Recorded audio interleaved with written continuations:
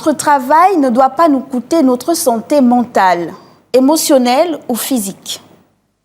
Il y a des matins où l'on se lève avec le cœur lourd, les épaules basses et l'âme en errance. Non par paresse ou désengagement, mais parce que le métier qu'on aime, celui pour lequel on a sacrifié des nuits, des anniversaires, des moments de tendresse avec nos enfants, celui-là même est devenu une source d'épuisement, une fabrique de silence brisé et de fatigue invisible. Tu arrives à l'heure, tu remplis tes tâches, tu réponds aux mails, tu participes aux réunions, tu souris à la machine à café, tu fais semblant de ne pas entendre les soupirs de ton supérieur ni de voir les regards lourds de tes collègues quand tu t'accordes 5 minutes de pause.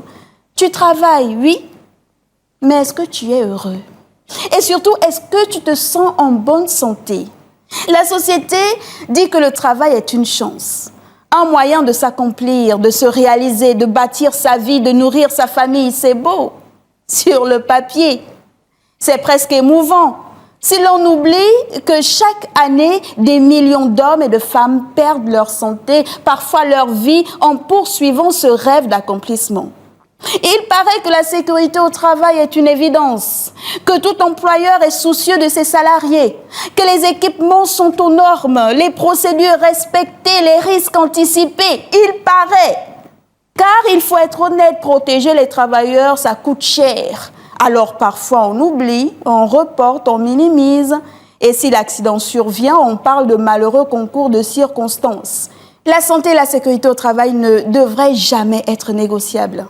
Elle ne devrait jamais dépendre de la bonne volonté d'un patron éclairé, ni d'une enveloppe budgétaire soudainement serrée. Ce sont des droits fondamentaux, aussi essentiels que le salaire à la fin du mois, aussi vitaux que l'air que l'on respire. Travailler ne devrait jamais signifier risquer sa peau.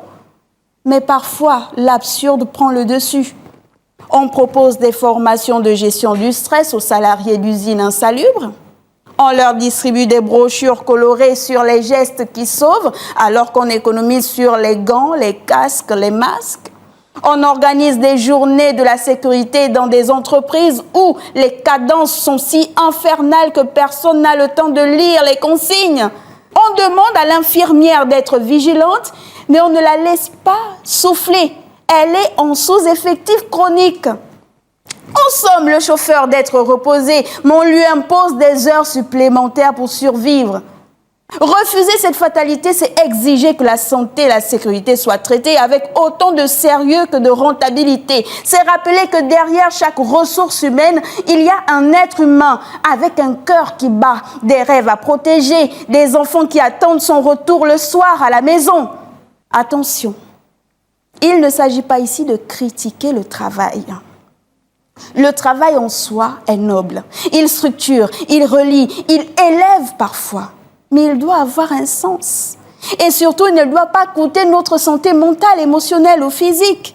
Nous passons plus d'un tiers de notre vie à travailler. Ce temps-là ne devrait pas être une parenthèse de survie entre 2 week-ends. Alors oui, on travaille, mais posons-nous les vraies questions. Est-ce qu'on vit? Est-ce qu'on respire? Est-ce qu'on est fier de ce qu'on fait au travail chaque jour? Est-ce que nous sommes contents de raconter notre journée de travail à notre partenaire, à nos enfants? Est-ce qu'on dort sans somnifère? Est-ce qu'on se lève avec l'envie ou avec la boule au ventre? Est-ce qu'on se sent utile, respecté, protégé, reconnu ou juste occupé? Il est essentiel de saluer ces entreprises, ces administrations et ces managers qui font un choix différent, celui de prendre soin de leurs collaborateurs. Ceux qui comprennent que le bien-être au travail n'est pas un cadeau, mais une nécessité. À ceux qui savent qu'un employé épanoui est un employé engagé. À ceux qui instaurent des environnements sains, bienveillants, où l'écoute, le respect et la reconnaissance ne se font pas en vain. Bravo aux dirigeants qui favorisent l'équilibre entre vie professionnelle et personnelle, qui misent sur la flexibilité, la santé mentale, le développement personnel et la qualité de vie au travail.